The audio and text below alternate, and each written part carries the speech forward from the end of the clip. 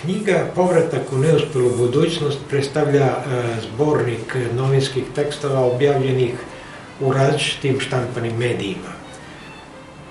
Ti tekstovi nisu nasunce odabirani, niti predstavljaju neki hronološki presek, ali su skoncentrisani na dve teme. Na tom kako su propale dve velike ideje, pokazalo se dve velike utopije, a možda i nisu, vidjet ćemo, budućnost je otvorena. Naime, propast socijalizma kao jednog zamišljenog humanitarnog sistema i propast Jugoslavije. Naravno, socijalizam u Jugoslaviji pa i u Srbiji nije došao na krilima partizanske pobjede 1945. godine, već on ima svoje starije uporište još iz 16. veka, tako da je u Srbiju došao zapravo u 19. veku sa Svetozarom Markovićem, Vasom Pelagićem i drugim ljudima koji su pokušali da utiču na unapređenje demokratskog sistema u Srbiji, na stvaranje uslova za veću jednakost, za veću slobodu, za ukupnu demokratiju, za jednake šanse za sve. Iskustvo socijalizma u Jugoslaviji je imalo i svoje pozitivne efekte. Naime, uz to što je krenuo pod modelu staljinističkom, onom u Sovjetskom savezu, relativno rano se istrgao ispod Staljinovog šinjela i promovisan je kao, pod navodnicama, socijalizam sa ljudskim likom. Nisu to bile samo navodnice, bilo je tu i sadržaja, ali taj sistem se održavao u suštini pod Titom, posebno 70. godina, kada su popustile neke stege i kada je društvo imalo ukupan veliki napredak u svim oblastima, dakle u ekonomiji, u privredi, ali i u kulturi, i kada su se osvajale neke slobode na svim poljima stvaralaštva. Posle Titove smrti pokazalo se da taj sistem nije napravljen po modelu koji može da traje. Iz njega su iznikle sve one potisnute neprijatnosti koje su ga pratile od toga da se uzdigao nacionalizam, preko toga da se nepotizam razvio do velikih razmera i počeo je da se kruni čitav sistem. Drugi ideal, to je Jugoslavija. Jugoslavija nije nastala takođe u 1945. godine, kao što znamo nastala je posle Prvog svjetskog rata. Nažalost, pokazala se kao utopija i u ono vreme, u vreme parlamentarne demokratije, a njen najveći zagovornik, kralj Aleksandar Karađorđević, je postao i njena žrtva. Sa tog stanovišta ova knjiga je koncentrisana na tekstove koji ukazuju na preispitivanje problema u našem društvu na izmaku socijalističke ere, na uspostavljanje dijagnoze i na utvrđivanje moguće terapije.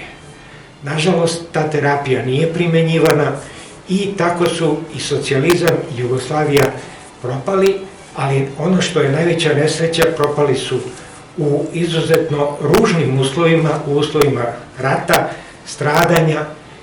Sa tog stanovišta, kada me je jedan stariji kolega nagovarao da napravim izbor tekstova, ja sam se opirao tome, čemu novinski tekstovi posle 30 ili ne znam koliko godina, kada postoji kod nas uverenje da novinski tekst je isto što i vodeni cvet, da traje jedan dan u dnevnicima ili jednu sedmicu u nedeljnicima.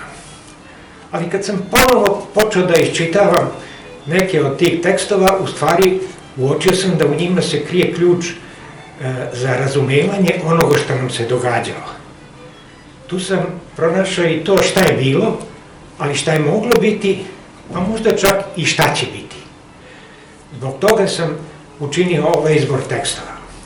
Naravno, u to vreme socijalizma koji je propao, imali smo i uspešna ostvarenja i vredne ljude i dobre, da kažem, dobre naznake onoga što bi moglo biti i danas. Zbog toga ovde su i tekstovi onome što su ostvarenja.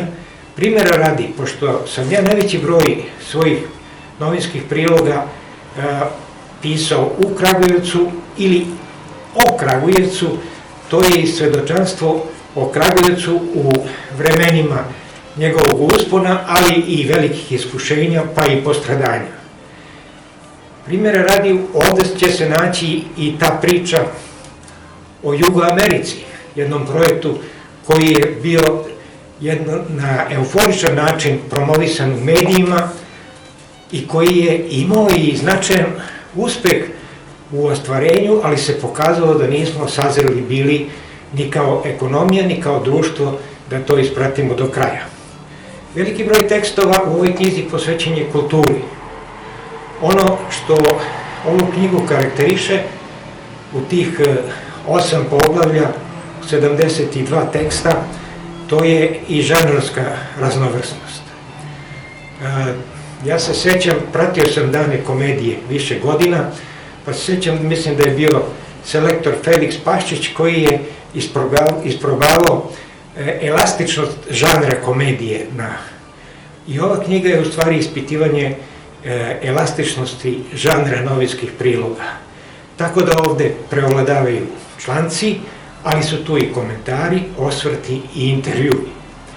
Ono što posebno želim da naglasim i čime se na neki način osjećam ponosnim, to je da ni u jednom tekstu nisam morao da menjam ni jedno slovo, iako je vreme proteklo, ali nije osporilo ono što sam u knjizi napisao, odnosno u tim tekstovima. Najstrašnije iskušenje koje čovjek može da doživi, to je rat.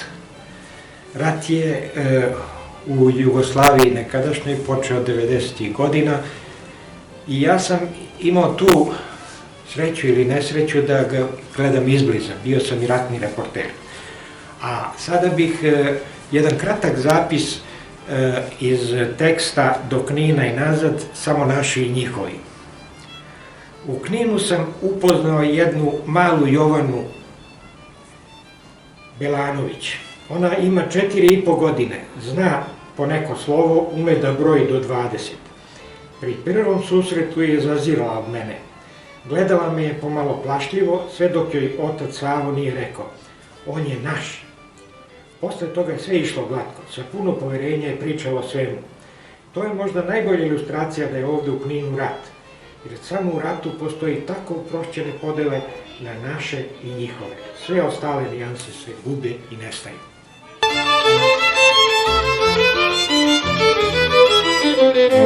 Thank you.